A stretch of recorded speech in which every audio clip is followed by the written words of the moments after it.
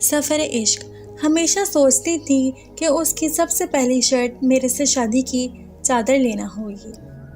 انسان جب تک کسی کو نزدیک سے نہ جان لے اس کی سوچ کے بارے میں بالکل بھی اظہار نظر نہیں کرنا چاہیے۔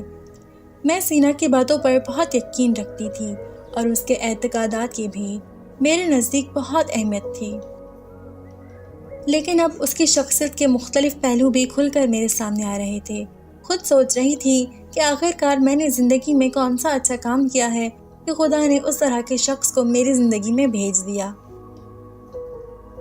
میں اس وقت روئے زمین پر خوش قسمت ترین لڑکی تھی۔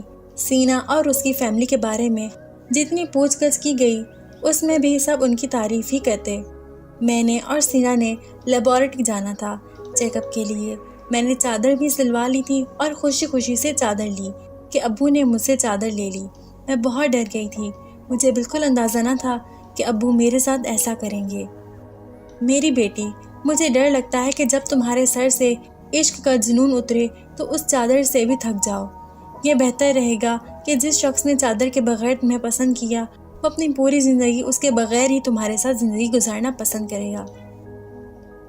تمہیں صرف کسی کے کہنے پر چادر لینا شروع نہیں کر دینا چاہیے۔ آقا جان، میں دنیا میں سب سے زیادہ آپ سے محبت کرتی ہوں اور یہ چادر میرا اپنا انتخاب ہے۔